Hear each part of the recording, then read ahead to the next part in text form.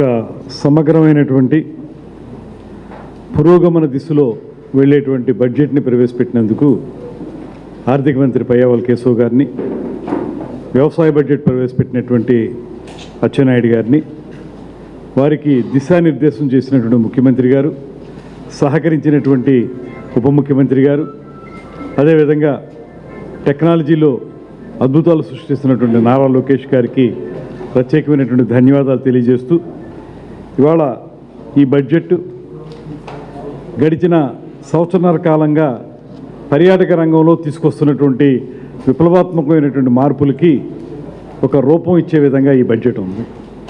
ముఖ్యంగా 439 కోట్ల రూపాయలు పర్యాటక రంగానికి కేటాయించడం ద్వారా ప్రమోషను, మార్కెటింగు, అడ్వర్టైజ్మెంటు, తద్వారా ఈవెంట్స్ను కూడా నిర్వహించి ఆంధ్రప్రదేశ్ని అతి త్వరలోనే ప్రపంచ పర్యాటక గమ్యస్థానంగా నిలబెట్టాలనేటువంటి ఆలోచనకి నాంది ఈ బడ్జెట్ అనేటువంటి మాటను తెలియజేస్తూ ఉన్నాను. ఇప్పటికే మీకు తెలుసు, ఈ కూటమి ప్రభుత్వం అధికారంలోకి రాగానే 2024-29కి గాను ఒక ప్రత్యేకమైనటువంటి పర్యాటక పాలసీ తీసుకురావడం, దాంతోపాటు ముఖ్యమంత్రి గారు ప్రత్యేకమైన శ్రద్ధ తీసుకుని పర్యాటక రంగానికి పారిశ్రామిక హోదాని కల్పించడం, తద్వారా మేము పర్యాటక శాఖ ద్వారా అనేక రోడ్డు షోస్ నిర్వహించి అనేక చోట్ల నిర్వహించి పెట్టుబడులను ఆకర్షించడం, అలా చూసుకున్నప్పుడు ఈ సంవత్సరన్నర కాలంలో రమారమి 20,088 కోట్ల రూపాయలని పెట్టుబడులుగా మనం ఆకర్షించగలిగాం. దాని ద్వారా రమారమి 1,22,637 ఉద్యోగాల కల్పన జరుగుతుంది. అందులో ప్రస్తుతానికి 6,681 కోట్ల రూపాయల విలువైన ప్రాజెక్టులు ఆల్రెడీ స్టార్ట్ అయ్యాయి, ప్రోగ్రెస్లో ఉన్నాయి. దీంతోపాటు కేంద్ర ప్రభుత్వం యొక్క సహకారం కూడా అద్భుతంగా ఉంది. దానికి ప్రధానమంత్రి నరేంద్ర మోడీ గారిని, అదేవిధంగా గజేంద్ర సింగ్ షెకావత్ గారు మన పర్యాటక శాఖ మంత్రి, వారికి కూడా ధన్యవాదాలు తెలియజేస్తున్నాం.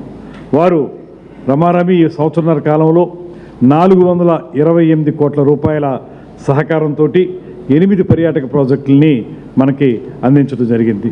దీంతోపాటు రేపు ఏప్రిల్ నుంచి ప్రారంభమయ్యేటువంటి నూతన ఆర్థిక సంవత్సరంలో మరిన్ని ప్రాజెక్టులు ఇవ్వడానికి కూడా కేంద్రం సుముఖంగా ఉంది.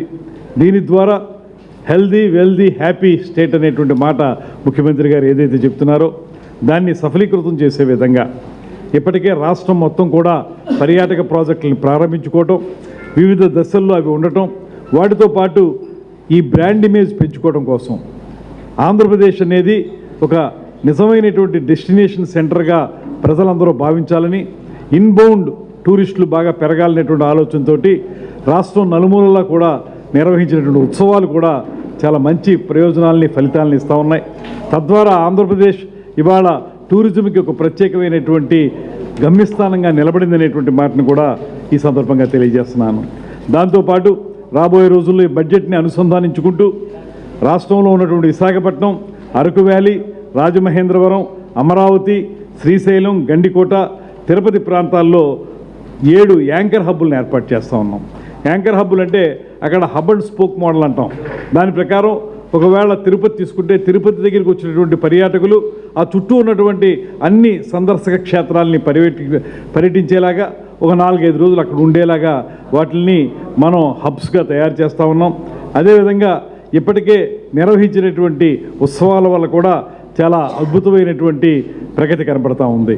దాంతోపాటు గోదావరి పుష్కరాలు మనకి రాబోయేటువంటి ఒక అత్యద్భుతమైనటువంటి కార్యక్రమం. గోదావరి పుష్కరాలు 2027 జూలై, ఆగస్టు మాసాల్లో జరుగుతుంది. ఆ కార్యక్రమానికి సంబంధించి ఈ బడ్జెట్లో ఒక 60 కోట్ల రూపాయలు ప్రిపరేటరీ వర్క్ కోసం కూడా వారు కేటాయించడం జరిగింది. దాని ద్వారా ముందు కార్యక్రమాలను మొదలుపెట్టుకుని ఆ తర్వాత కేంద్ర ప్రభుత్వం నుంచి కూడా సహకారాన్ని పొందడానికి అవకాశం దొరుకుతుంది. అదేవిధంగా ఇవాళ కొత్త పాలసీ తీసుకురావడంలో కూడా, కొత్త పారిశ్రామిక హోదా ఇవ్వడంలో కూడా ముఖ్యమంత్రి గారు కానీ ఉప ముఖ్యమంత్రి గారు కానీ చూపించినటువంటి చొరవ వల్ల అనేక చోట్ల నుంచి పెట్టుబడులు వస్తూ ఉన్నాయి. నిన్న కూడా ఆల్ ఇండియా లెవెల్లో జరిగినటువంటి ట్రావెల్ మార్ట్లో నేను విశాఖపట్నంలో పాల్గొని వచ్చాను. అక్కడ కూడా దేశం మొత్తం మీద ఇప్పటి వరకు విశాఖపట్నం రానటువంటి టూర్ ఆపరేటర్స్ అనేక మంది అక్కడికి రావడం జరిగింది. రమారమి బయట నుంచి వచ్చిన వాళ్ళు 600 మంది టూర్ ఆపరేటర్లు ఉన్నారు. మన స్థానికంగా ఆంధ్రప్రదేశ్లో ఉన్నటువంటి 86 మందితో పాటు మొత్తం ఇంచుమించుగా 700 మంది టూర్ ఆపరేటర్లు నేను విశాఖపట్నం రావడం జరిగింది. వారందరూ చెప్పేది ఒకటే మాట, ఈ సంవత్సరంన్నర కాలంలో ఒక అద్భుతమైనటువంటి దృశ్యం ఆవిష్కరించబడింది కనుక మేమందరూ కూడా రావడం జరుగుతుంది. రాబోయే రోజుల్లో మరింతగా ఇన్బౌండ్ టూరిజం పెంచడానికి మేము కృషి చేస్తామనేటువంటి మాట తెలియజేస్తున్నారు. దాంతోపాటు మరో ముఖ్యమైనటువంటి పాయింట్ రోడ్లకు సంబంధించి, రహదారులకు సంబంధించి గతంలో జనసేన పార్టీ ప్రత్యేకంగా గుడ్ మార్నింగ్ సీఎం అనేటువంటి మాటతోటి అప్పుడున్న ప్రభుత్వాన్ని నిద్రలేపే విధంగా ఎక్కడెక్కడైతే గుంటలు ఉన్నాయో, క్షమించాలి, ఎక్కడెక్కడైతే గుంటలు కాదు, ఎక్కడెక్కడైతే మొత్తం రోడ్లే లేవో అటువంటి ప్రాంతాలన్నింటినీ కూడా మేము హ్యాష్ట్యాగ్ ద్వారా తెలియజేసి తద్వారా కొంతైనా పనిచేయండి అని చెప్పి మొత్తుకున్నాం. ఏ రోజు కూడా తట్టెడి మట్టి వేయనటువంటి వాళ్ళు ఆ రకంగా రోడ్లను వదిలేశారు.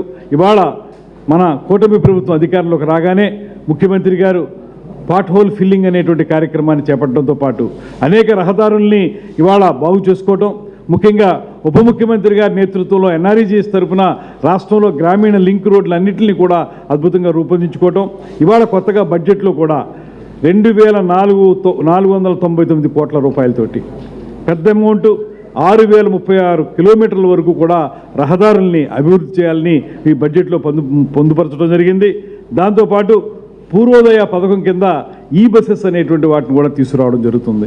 పూర్వోదయ కార్యక్రమం కూడా సెంట్రల్ గవర్నమెంట్ వారు అనౌన్స్ చేసిన దాంట్లో మనకి ప్రత్యేకమైన అడ్వాంటేజ్ ఏంటంటే ఈస్ట్ కోస్ట్ ఏరియా అంతా కూడా డెవలప్ చేద్దాం అనేటువంటి మాట వారు చేస్తున్నారు. ఈస్ట్ కోస్ట్లో మన విశాఖపట్నం కూడా వస్తుంది. అదేవిధంగా ఆ ప్రాంతంలో ఉన్న అరకు వ్యాలీని డెవలప్ చేయడం కానీ, అదేవిధంగా ఇక్కడ ఫ్లెమింగో ఏరియాలో ఆ పక్షుల సందర్శన కార్యక్రమాన్ని బలోపేతం చేయడం కానీ అవి కూడా చేస్తారు. అదేవిధంగా మీకు మొత్తంగా చూసుకుంటే మనం చేపట్టినటువంటి ఇందాక పెద్దలు నాదెండ్ల మనోహర్ గారు చెప్పిన విధంగా ఈ ఉచిత బస్సు కార్యక్రమం ఏదైతే ఉందో దాని ద్వారా జనవరి 26 నాటికి 40 కోట్ల మంది మహిళలు ఉచిత బస్సులో ప్రయాణం చేశారనేటువంటి మాట కూడా మీకు తెలియజేస్తున్నాను. అందుకే మీ అందరికీ నేను మనవి చేసేది ఒక సమగ్రమైనటువంటి పురోగమన దిశలో వెళ్ళేటువంటి బడ్జెట్ అనేటువంటి మాటను సంపూర్ణంగా నమ్ముతున్నాం. రాబోయే 2-3 సంవత్సరాల కాలంలో ముఖ్యమంత్రి గారు కోరిన విధంగా 50,000 రూములు వచ్చే విధంగా ఒక్క హోటల్స్, రిసార్ట్స్ మాత్రమే కాకుండా wellness centres, adventure activities, water sports, అదేవిధంగా ఎకో టూరిజం, వీటికి సంబంధించిన అన్ని రకాల కార్యక్రమాలని చేపట్టడం ద్వారా ఆంధ్రప్రదేశ్ని ప్రపంచ పర్యాటక గమ్యస్థానంగా నిలబెట్టడానికి ఈ బడ్జెట్ మాకు ఎంతగానో ఊతమిస్తుందనేటువంటి మాటని సందర్భంగా తెలియజేసుకుంటూ సెలవు తీసుకుంటున్నాను.